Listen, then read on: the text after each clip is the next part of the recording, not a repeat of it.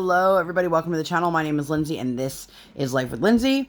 Today we have a WIP Chat. If you don't know what a WIP Chat is, that is where I work on my current work in progress, which is what WIP stands for, WIP. And you can pull out whatever it is that you are working on, craft project, house project, honestly, whatever it is you want to do. I've had people tell me they listen on their way to work, or while they're driving around, or while doing household chores. There is no right way or wrong way to WIP Chat. So I am working on the Milky Way Galaxy for Rox's Travel with Diamonds events. You guys, it has been one hell of a week, and I know that a lot of people are looking forward to getting some updates from me. So if you guys are new here, hi, welcome. I do appreciate you being here. I hope that you will consider subscribing.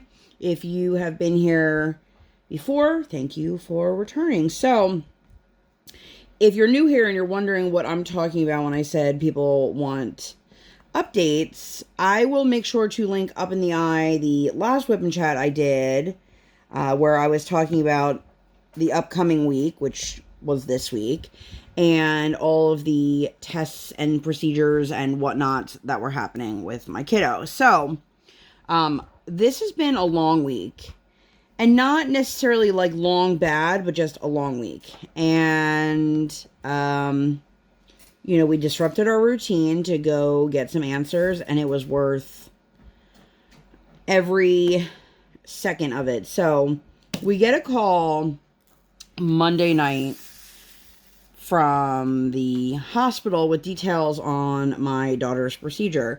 They were able to squeeze her in the first appointment of the day. She had an upper GI endoscopy, and we had to be at the hospital at 7:30, but we were also going to a hospital we had never been to. So they told us there was valet parking that started at 6:30. So we pulled up.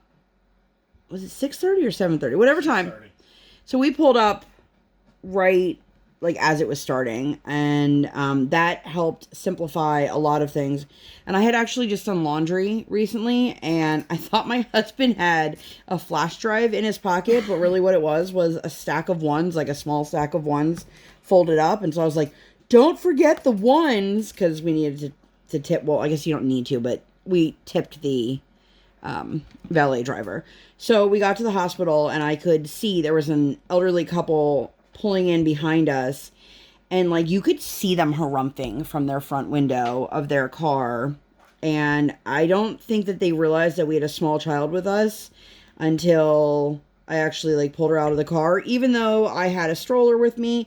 And don't get me wrong, my kid is more than old enough to walk around in a stroller, but going in for a procedure, we didn't know how far away everything would be. We didn't know how she would be coming out of it. So we had a lot of questions, so we just took it with us just to be safe. Now, that was the first time my kid had been in her stroller in like a year, maybe even more than a year. Because when we started doing walks around our neighborhood when the pandemic hit, she didn't want to be in the stroller anymore because she wanted to be a big girl. So, of course, now that we pulled out the stroller, she's like, let's do this, and you can bring my stroller. And I'm like, that's not how this works, kid. We don't just use the stroller because you want mommy and daddy to. But anyway, so we checked in. It was literally us and like a bunch of old people. And that old couple that was harumphing at us, guess where they went? They checked in the same location as us. And then they harumphed some more because now they, you know, I guess we took too long for them dropping our car off, even though there was only one valet person. I found that odd. Yeah, I mean, I think it's probably because it was so early in the morning there was only one valet person, but still, like, no matter how quickly I got out of there, the valet guy had nothing to do with how quickly it took me to load my kid into the stroller. Like, she was out of the car. Anyway, so I could just tell that they were less than enthused to see that we were also in the GI waiting area with them. But they put my kiddo on the scale. She's gained teeny tiny little bit. She's still grossly underweight, but we met with the anesthesiologist, and then her doctor came in, and like he was in regular, like I'll call him street clothes, but he's an older gentleman who, not unlike my father, their idea of street clothes is still like business casual. So he was still wearing like a golf shirt and dress slacks. And then next time we saw him, he of course was in scrubs. But it was really funny because, you know, we got everything taken care of, and then you literally just sit around and wait, which is the enemy of toddlers. Doesn't matter how well behaved they are, how much stuff you have with you. Like, they don't want to be sitting in a hospital bed for 40 minutes. So the anesthesiologist was really nice. He came over. We expressed a couple of our concerns beforehand. He was really sweet with her. She really seemed to enjoy him. And then her GI doctor came over, and she was excited to see him. And we changed her into a hospital gown. And I will throw in the photo here of my husband and my daughter. But let me tell you, this kid is tough as nails. They rolled her off, and she didn't look back. Like, we were waiting for her to, like, look back for, you know, like a sign of comfort, you know, and she didn't give a shit at all. She was like, I'm out. And so we were in the waiting room. I went up and got some breakfast in the cafeteria, and a cup of coffee. And my husband went and got, you know, something for himself. And neither one of us was gone very long. And we weren't in the waiting room very long before they came back. And they called us back. And they told us there was nothing. No redness, no swelling, no irritation, no constricted vessels, nothing. Everything looked perfect. And we were shocked. Fortunately, they explained to us, because we were the first test of the day, that they didn't have any other biopsies to process, so we would get our results pretty quickly, which we got them the next day, and all of those came back negative for EOE. If you have not watched any of our medical journey stuff and you have no idea what that means, I'm going to just tell you the easiest way to explain it is to literally just Google what is EOE. It is eosinophilic esophagitis. It is an allergic reaction that happens to eosinophils in the esophagus. But Google will be able to explain it much better than I am. So we got our test results, and I said, you know, okay, cool. And how long till we get to see her? And they said, oh, she should be, you know, coming out of anesthesia. And it wasn't very long. So we need to schedule a follow-up to find out, does this mean the reflux is completely resolved? Or do we suspect that the medication is just doing its job? I have a feeling that we are going to get the green light to go ahead and wean her off of her medication again. Now, if anyone is curious and they think perhaps maybe I've had my kid on reflux medication for too long, my husband and I have tried to wean her countless times. And every different way of weaning. Yeah. Cold turkey, slow wean, whatever it is. And we always deal with the rebound period. And, like, I'm not going to sit here and say, I'm not going to make any excuses for it. So, within the last couple months, my daughter had, the fancy term for it is purple emesis, which literally just means purple vomit. And for anyone who has no idea what that means, because, well, we didn't know what that meant either, that is a sign that the reflux is still there, because it is the stomach acid, which you wouldn't have if you don't have reflux, or if you don't have, you know, acid in your stomach. That's what happens when it reacts to the medication. It can happen. So, like, don't stress out that you have a baby that has reflux, or you have reflux and you've never had purple vomit, or you are expecting it. It can happen. So we had that on Tuesday. And then we got the call back to, okay, she's out of anesthesia and she's waking up, and like we walk back there and she's literally like, oh, hi mommy, hi daddy. Like, she came out of it super quick. We had heard horror stories from friends of ours about toddlers coming out of it and being like tiny hulks and being really unpleasant, and thankfully she was totally in a good mood, laughing and cheering. She had some apple juice. I gave her a handful of goldfish because she said she was hungry, which I don't blame her because she hadn't eaten anything since dinner the night before. But anyway, she did a really, really good job. She came out of it really well. She went under really well. They said she did great during the surgery. And she seemed like unfazed by all of it. And she's like, okay, I'm ready to go now. We're like, okay. We still have to check out. But she did amazing. And I will tell you, if you have ever watched a tiny human go through any kind of surgery or procedure, like it humbles you, because this kid had every right to not behave and to not do well, because she's at an age where she's not fully understanding what's going on or what they're doing or what they're looking for or the why. None of it. She doesn't understand.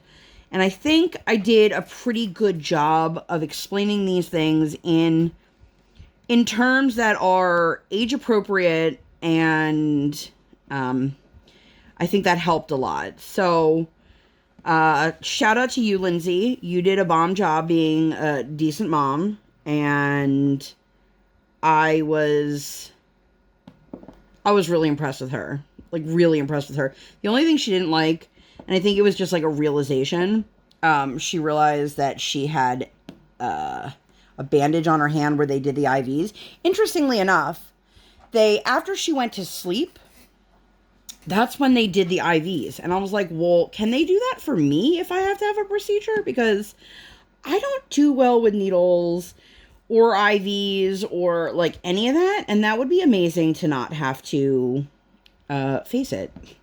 So yeah, I'm gonna bring that up next time if I have another procedure or surgery or anything that I need in my lifetime. I don't know. And then Wednesday, we took her to a local mall.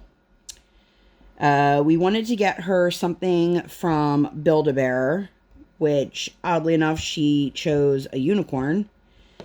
And I asked the girl, this is one of my things. When I go to Build-A-Bear, and if you guys don't know what Build-A-Bear is, you literally get like an animal skin, like a stuffed animal skin, not like a coon skin or anything like that. And then they have a machine that they basically like shove a tube in the animal's butt and it fills it full of fluff, okay? But I always ask them to understuff it because I feel like, this is a personal opinion, I feel like they overstuff the animals and then they're really firm. And just like everybody has preferences with mattresses and pillows, we also have preferences with our plushy little friends. And for me, I just like a more squeezable, you know, plush. You buried me. Oh, by the way, if I didn't mention it sooner, which I don't think I did, my husband's in the room. So, hi, husband. Oh, hello.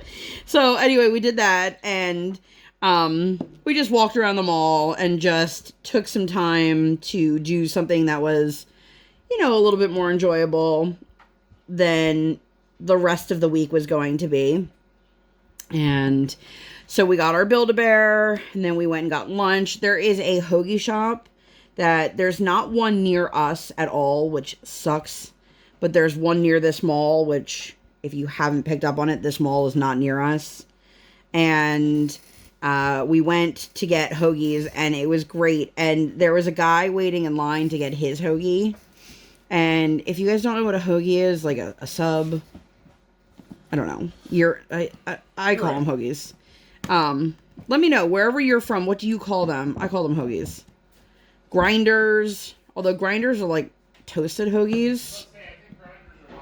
Yeah. Anyway, so there was this guy waiting in line, and my daughter starts talking to him about pizza, and he's just like, yeah, I like pizza. And I could just see, like, she wanted to have a whole conversation with this dude about pizza. And, like, he was like, okay. But it was really sweet. So we got that. And then we went to a cupcake place that was really, really, really sweet. Beautiful, beautiful aesthetic. Pinks and greens and plants. And there was a neon light that said, treat yourself. And if I have any decent quality photos, because I took some kind of shitty quality photos, I'll try to add one. If not, you can use your imagination. It was beautiful. And I asked them if they do birthdays, parties, or anything like that, and they do. And after the year we've had, I'm not ready to plan like a huge bang, huge party. So it would be really nice, like, if we did that for her birthday and invited like a friend or two and then a bunch of family members. And she could wear her Tiana princess dress, which, like, let's face it, she's probably going to wear that anyway on her birthday because she loves Tiana. So we did that Wednesday. And then Thursday we had her her appointment with the ENT in Jersey. So Thursday was one of those days that we left the house way earlier than we needed to, but we knew if we didn't, it would have been too late. So my husband ordered us a breakfast, like a late breakfast. She didn't really want to eat. What a surprise. And we just made the journey. And it was about 2.5 hour drive. There we go. Let's bring that drill back. And the drive itself wasn't too bad. I don't love the way it took us versus the way it came back. But let me tell you. If you are in Pennsylvania, if you're watching this in current time, I'm referring to how things have been since the pandemic started. I couldn't tell you, like, if you're watching this and it's like 2025, you know, I don't have a magic ball. I can't, or a magic crystal. I can't tell you guys. Anyway, so in Pennsylvania, first of all, if you've never traveled the state of Pennsylvania, just beware that besides the potholes and the never-ending construction zones, the tolls are astronomical. Astronomical. So, my brother, for example, drove from Oklahoma to Pennsylvania, and he said he paid more in tolls just driving through Pennsylvania than he did through the rest of his trip.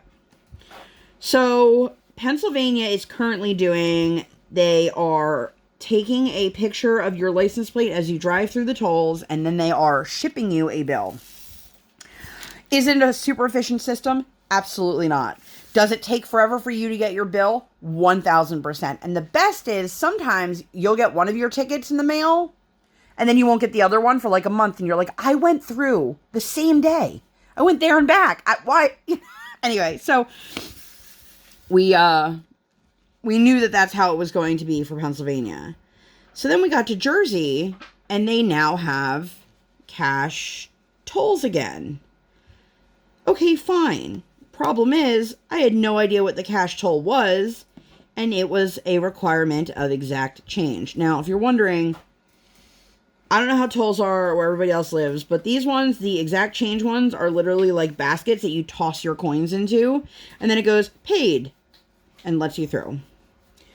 So it was 65 cents. How do I know that? Literally, as we were pulling up, it says 65 cents. I'm like, well, shit. Like, you couldn't have made it 60 cents, 50 cents, 75 cents. Or not say exact change. Let me give $1 if I'm... Yeah, well, I think if you throw in more, it'll still let you go, but they're not going to give you change back. But anyway, we were in the, like, right in front of the toll lanes, and we actually had to put our four-ways on so we could scramble through the car to find... We could not find a nickel to save our life. Probably a good 5 minutes later, we found change. And, I mean, we had the other 60 cents we just couldn't find. So we got it, and that was fine. And then we had the same situation happen at another toll. And I'm like, how much is this toll? Again, 65 cents. I was like, what the hell? Like, not saying that they should be charging more for whatever it is, but like, bro, come on. Make it easy. Make it a number that's easy. Don't make it 3 separate coins. You know well, it is 3 separate coins. No, I'm talking about like 3 different denominations. Oh. I was like, even if it was 75, it'd be 3 separate. I got you. So yeah, that just, it sucked. But anyway, we made it. And then we got there, and then we had time, but not enough time to go and like sit down and eat lunch or anything like that. And somehow our kid, like, she's hungry when we drive down the street to go drop something off at the mailbox or at the post office. But when we sit in the car for 4 hours, she's not hungry. I'm like, what is happening here? Like, no lie, when we go to, my husband will do Staples to get his boxes made, and then we usually do Dunkin' Donuts, and like literally the whole car ride, she'll want snacks. And I'm like, are you, like, we're just taking like 10 minutes out of our day, kid. What is happening here? Anyway, so we got there, and it was a very interesting group assortment of people, and that's fine. Like, diversity is the spice of life. So we get there, and I check in, and it doesn't let me check in. And then it tells you, like, after numerous attempts, to see the front desk. Now, this ENT office that we went to was significantly larger than I expected. Significantly larger. I think we were all kind of surprised how big it was. So I'm standing there, and the lady's like, did you check in? And I'm like, well, I tried to, but it didn't work. And like, so she's asking me all these questions to check in, and she's looking at me like, we don't have an appointment for you. And I'm like, okay, I remembered, because I told my husband to remind me, and then we both forgot. I said, remind me to bring it up to them that they misspelled our daughter's name in the portal. Well, wouldn't you know, that's why I couldn't register, because I was spelling my kid's name right.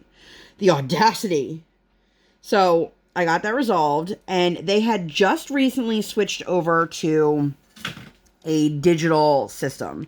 So I guess up until recently, everything was paper, and that, especially for an office the size of that, I'm shocked. Like, shocked is an understatement. I'm blown away. So they had told me on the phone, fill out as much of this paperwork as you can. If you have any issues with it, or you don't want to fill it out, or you can't fill it out, just make sure you get to your appointment about 30 minutes early, and you can get it all taken care of.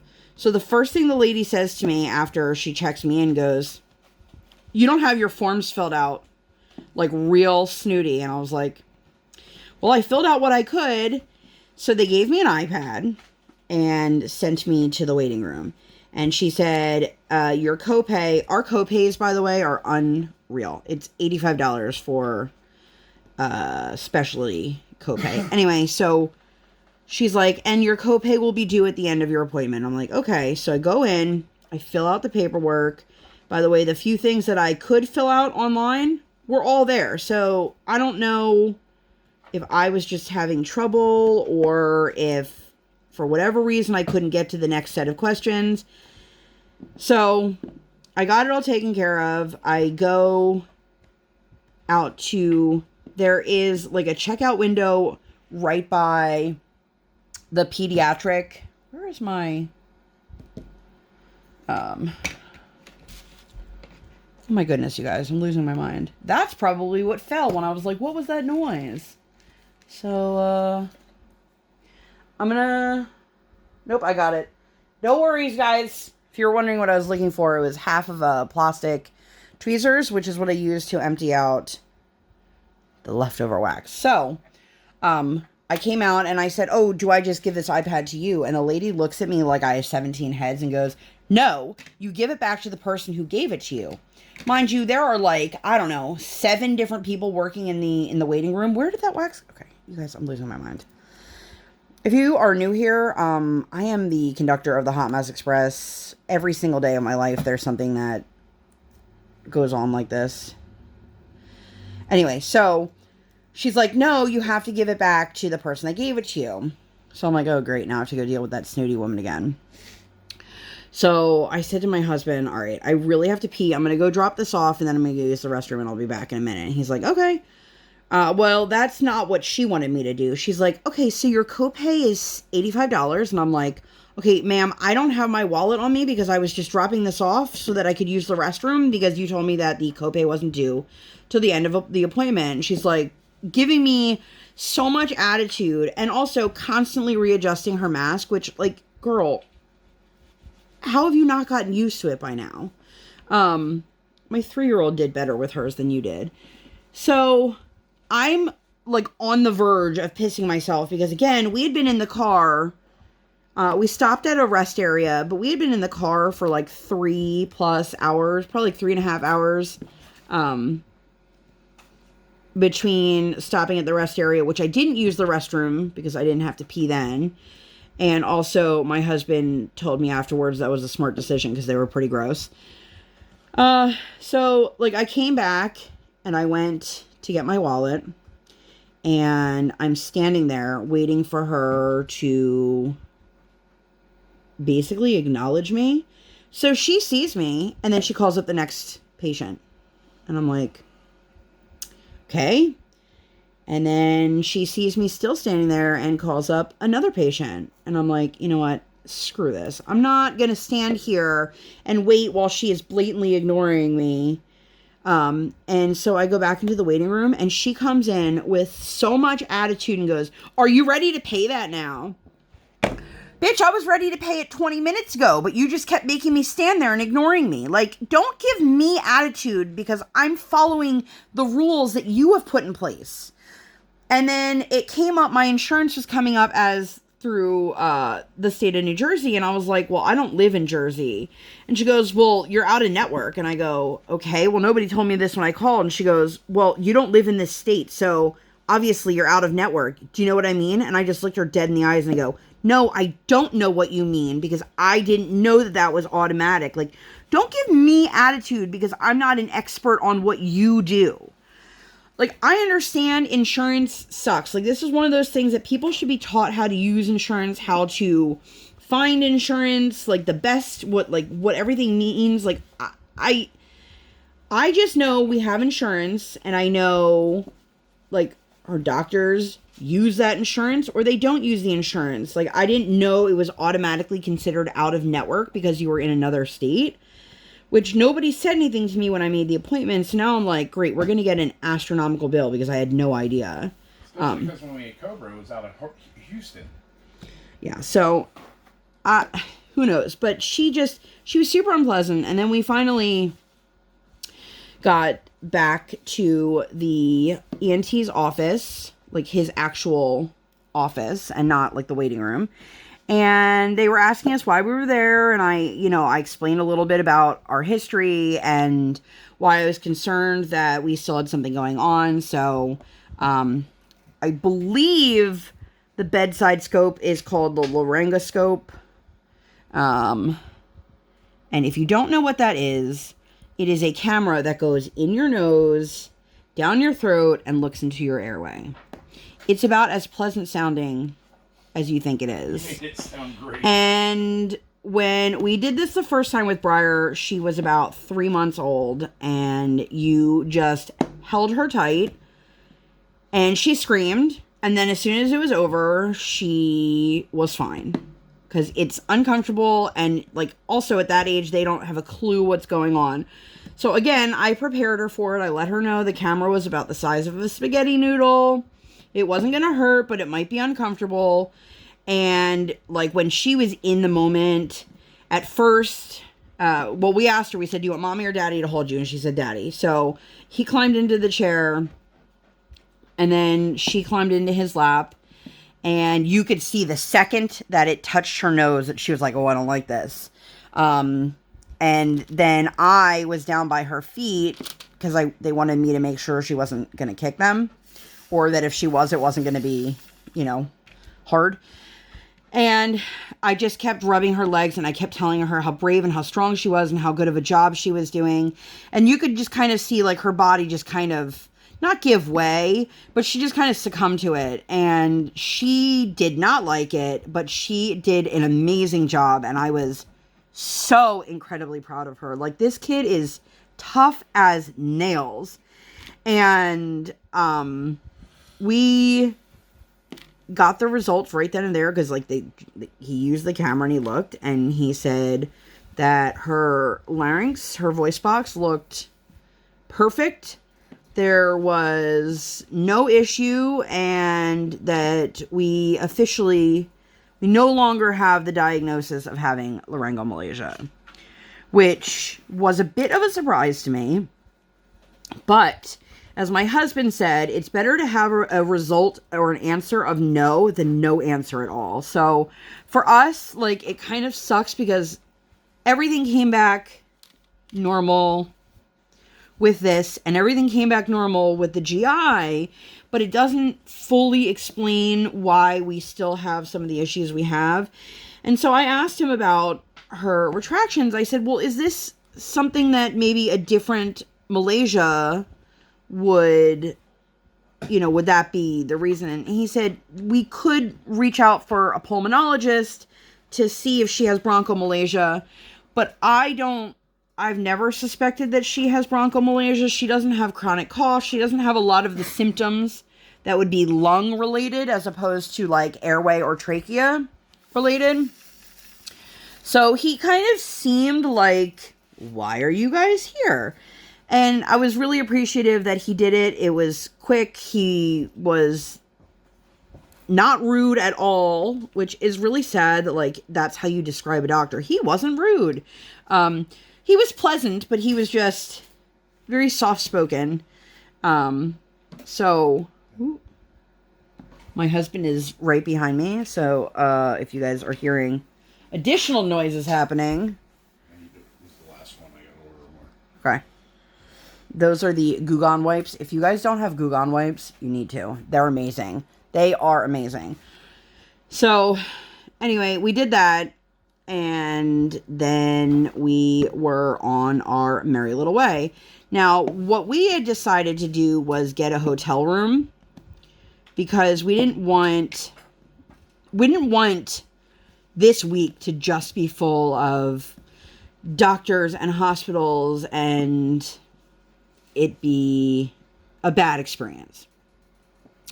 So we got a hotel room. And then we knew the following day we were going to meet up with some fellow Malaysia families that we have met previously and have a beach day. But before we got there, I don't know if I told you guys, I think I have, the story of the Christmas catalog. My daughter, for anyone who's watching this in the future, this is July. And my kid found an Amazon Christmas catalog from Christmas 2020. And she found this Minnie Mouse with Phoebe the dog. And it is like animatronic. It walks, it sings. It's annoying, whatever. So we had told her, if you do a really good job, if you're really brave, not even if you do a good job. We said, if you're really brave and you can show us how brave you are, then we'll get that for you. And Maria and I were chatting about this because like literally every day Briar was going on and on about this puppy and this Minnie. And I was like, oh my God, kid. And we had made it very clear to her that if she earned it, and the way she had to earn it was being brave, not by asking mommy and daddy every single day for it, and we would give it to her. So she got that when we got to the hotel. And then we went to the pool. Okay, listen. I'm going to preface this by saying, like, I understand that we are in the midst of a pandemic. Like, I am not denying that. But I have never seen people seem less interested in working at the job that they do have than the staff at this hotel. There's 0 signs that tell you where the pool is, and we came in and it was on the 2nd floor. Like, you came in on the 2nd floor. So my husband's like, I bet you the pool's on the 1st floor. I'm like, well, let me ask at the front desk. And she's like, it's on the 1st floor. And I'm like, oh, all right. And then she goes, if there's no towels down there, I'll be down to bring you some. And I was thinking, well, how are you going to know if there's no towels? But also, like, shouldn't you always have towels, in your pool area. I don't know. I've never worked in a hospital. Well, I've never worked in a hospital either, but a hotel. I mean, I guess I could ask my brother. My brother works in hospitality, but anyway, so we were down there. We were down there for a decent amount of time before she came down with towels, which I was kind of surprised by. I'd say like 20 minutes, half hour. Yeah, but I feel like if you're going to tell people, like, oh, yeah, I'll be down with towels, like, you don't take a half hour to bring towels. Especially because she was just leaning on a counter. Yeah, she wasn't doing anything. I know. So we swam in the pool, and one of my biggest regrets as a parent is that I was never able to get her into, like, baby swim classes. There was one held at a local college, and I could just never get into the sessions, and then people were outraged that the college needed the space for classrooms, and they took away the community pool. And it's like, well, it's not really a community. It was used for community activities, but it was still college property. So I don't know why people were outraged. Anyway, I wanted to put her in the ISS swimming, I think it's called. And they're super intense, but it is 5 days a week, every week for 6 weeks. And between my kids' therapy and like all that, we that's not a schedule I can maintain. And it's only for like 15, 20 minutes a day. And it's like 25 minutes away. So that sucks. But anyway, not the point. So she likes being in the water. She's just a little fearful because she doesn't know how to swim. And I keep trying to explain to her that, you know, if you feel uncomfortable or if you, anything like that, you always go right to your back. And she's like, okay, but she doesn't understand, like, that's a position that helps prevent you from drowning, whereas she thinks that, like, I'm actually going to drown her. Like, she's like, huh. I'm like, it's all right. And I know she just has to get used to that. But, so we did that, and then we hung out in our room for a little bit. And so my husband and Briar watch pizza review videos every single night. They're from all over the country. But he had remembered seeing one or two from the area that we were staying in. And my husband is a bit of a pizza snob, and he's very particular on like what he's going to waste those calories on. And so for him, he wants it to be that perfect, super crunchy, thin crust pizza. Excuse me, which we don't have anything like that near where we live. The idea of good pizza around here is like up for debate. So we got pizza from this place, and she was so excited because she had watched a pizza review with Daddy. She had seen, you know, this place. She had seen the guy, and she had like an understanding of what that meant. So we ordered what they told us was an extra large pizza. And then we got an order of fried ravioli, meatballs, and a chopped antipasto salad. This is important to the rest of the story here. So we got the pizza. It had 8 slices. My husband enjoyed his slices. My daughter enjoyed her slice and her second slice. And then I went to get a third slice, but there was no more third slice because my daughter had eaten 2 damn slices of pizza. I'm like, are you kidding me? Are you kidding me? Like, 2 whole slices of pizza. I thought about getting 2 pizzas. I really did. Because I knew it was going to be something I liked, but I'm like, God forbid it's not, then, you know. And I was so bummed. Like, my husband was like, do you want any of the meatballs? And I was like, no. I have to really be in the mood for meatballs. That's just like, I don't know, personal preference, I guess. So, my daughter ate some of the meatball, but then she ate almost the entire order of the fried ravioli on top of the damn pizza. I was like, are you shitting me? So I basically had my slices of pizza and antipasto salad for dinner. And I was like, are you for real right now? And my kid's just like looking at me like, what? And I'm like, damn it. I was very happy that she ate that much, but I was like, I wish it wasn't at the expense of mommy being able to have enough food, but that's okay. I survived. And then I had a craving for something sweet. And there was a place that had, like, customized ice cream sandwiches. But I was like, by the time that gets delivered here, it's going to be terrible. So I ordered from, like, this bakery instead. Just DoorDash. The epitome of lazy/traveler. And, brownies and cupcakes came right to our door. Again, remember, we are using this time to spend it to do fun things. So we did that, and then it was time for bed. And we had a room that had a futon or a pull-out or whatever. And I unfolded the futon, and I realized, there's no bedding. Looked in the closet, there's no bedding. Looked in the other closet, there's no bedding. I am kind of surprised seeing that we checked in as a reservation of 3 people, that they didn't, I don't know, assume that we need it or even ask us if we need it. So I called the front desk, which the phone rang for a good probably 7 minutes before anyone answered it. I was like, oh my God. And my kid's trying to... You ever have that moment where you're on the phone and your kid basically wants to, like, set your house on fire to get your attention? And you're like, are you kidding me? I've been paying attention to you all day. I turn around to make a phone call and you're being a pain in the butt. Just relax. So finally they answer and they're like, yeah, how can we help you? And I'm like, can we get some bedding for the pull-out bed? Oh, yeah. Right away, which was not right away. And... So my husband said he actually, like, caught them in the hallway.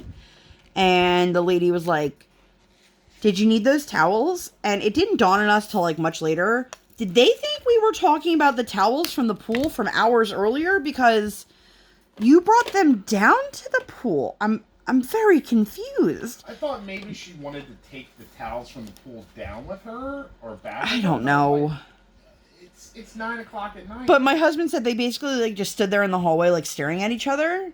And he's like, okay, well, thanks for the sheets. So we got the bed all made, which, I mean, futons in general are not great. Where did that drill go that I needed this for? Here it is. I just pulled this color out. Anyway, so we got everything set up. My husband laid in the little teeny tiny futon with my daughter and did their regular nighttime routine, watching their pizza review and all of that. And then she did not want him to get up. So he laid in that bed for like an hour. Now, we had a suite, but it basically was like, here's the living room area. There's an open space here where there would have been a door. And then our bed is right here. So he laid in that bed with her for an hour. And I thought, oh, okay, she's going to go to sleep. And at this point, like, I had been laying in the bed, in our bed, in silence. I expected you to be asleep. Well, I wasn't. And he was like, okay, well, it's time for bed. And she seemed like she listened to what he said. So my husband came crawling into our bed and we heard some noises and he's like, does that sound like she's out of bed? And I'm like, I don't think so. Next thing we know, boop, the light switch goes on and we're like, well, she's definitely awake and out of bed. And I was like, baby girl. And then when you kind of catch her like that, her immediate instinct is to cry. I think because she doesn't know if she's in trouble or what. I think she was scared being over there, even though we were literally, like, there was no door that separated us. She could hear us breathing. Like, we were very close. So she crawled into our bed. Now, at home, my husband and I sleep in a really small bed. Like, a really small bed. Like a twin-size bed for 2 extra large people. And we've never co-slept, not shaming anyone who has. We actually attempted with like a co-sleeper like bassinet kind of thing once when Briar was like a baby, but it didn't even fit into the bed with the two of us, so that option didn't work. It gave us each like a foot ahead. Like we did not have the space. It was like, not only was this uncomfortable, but I was like, if we sneeze, like she'll fall out of the bed. Like it was terrible. So he's like, look, just let her fall asleep and then we'll take her out of the bed. And I'm like, all right. Well, that didn't happen. She fell asleep. We all fell asleep. And at one point, she, like, smacked me in the face. She didn't mean to. And so I got up to use the restroom. And then when I came back, she was Daddy's clone. She was laying the exact same position that he was, like an inch away from his butt. It was the cutest thing ever. Like, she just loves her daddy. She is definitely a daddy's girl, like, without a shadow of a doubt. And there were a few times that I could see, because I didn't sleep great, but there were a few times I could see that she was kind of awake, but not fully awake, but not fully asleep. Like, at one point, she just kind of looked up at me, and I was like, hey, baby girl, let's go sleepies. And I just kind of put my arm around her, which she didn't like when I would put my arm around her, but she enjoyed all of the snuggles that happened. So, you know, that doesn't ever happen at home, but it happened in the hotel. And then, by the time I came out of the restroom in the morning, it was before the time we normally get up with her, but it was not going to happen that she was going to stay in there any longer. But she did a really good job. I was went to bed at 9:30. Yeah, but I mean, she did a really good job, and we took her down. They had a continental breakfast, which it's very weird having a continental breakfast during like pandemic practices, because every single cup is individually wrapped, which is fine. But they were also like the world's tiniest cups. Like, they were like one size off of a Dixie cup. And that's fine for like juice and water, I guess. But like, I want more than like 3 ounces of coffee. But anyway, we had our breakfast. And then we hit the road and went down to have our beach day. And it was really wonderful. There were 10 kids between the 3 of us. If I'm not mistaken, only 2 of the children that were there had never been diagnosed with any form of Malaysia, and the rest had. Some required surgery, some did not. Some were super mild, some were not. It was just really sweet. And my friend's son, who we didn't realize it, but he is like the exact same age as Briar, her hat kept falling off, and every time it fell off, he would go pick it up and put it back on her head. And I was like, this is so sweet. But she had a great time. She had a little bit of a freak out because her sandcastle was falling back into the ocean, and she couldn't understand, like, that's okay. But we did that, and then we drove home. And that was our little mini trip. And now that we know, like, we can survive a little day trip or overnight trip, I think we're going to try to add another one in this summer. It would be great to spend more time at the beach with the other families, but also we've talked about, you know, a couple overnight trips here and there that we wanted to do last year and didn't get to do because of COVID.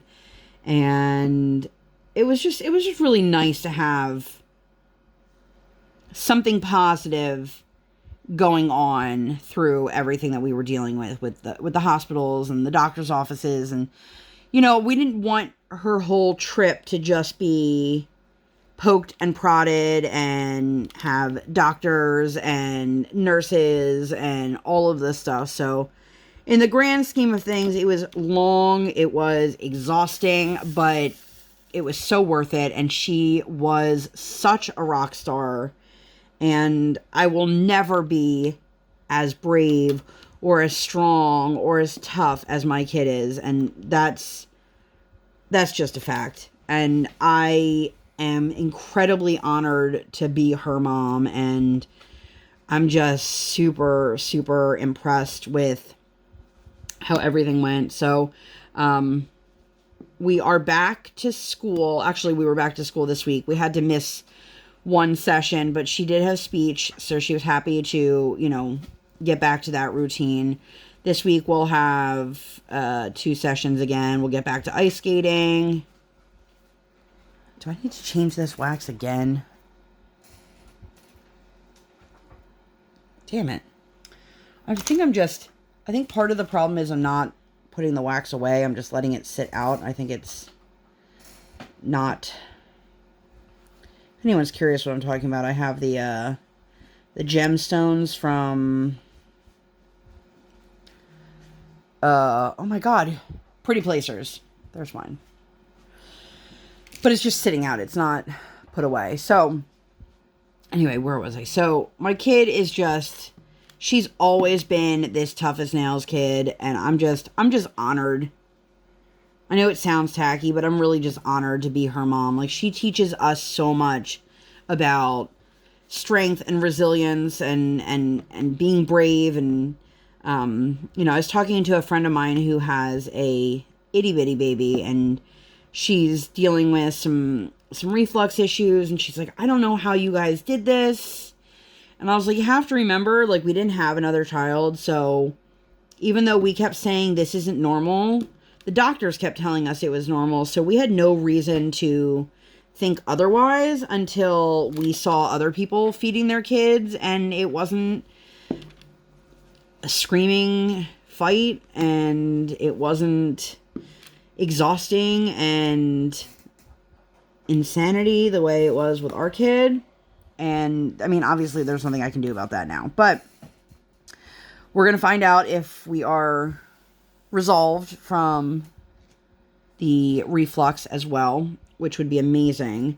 Amazing to get her off of a medication she's been on since she was like 3 months old. And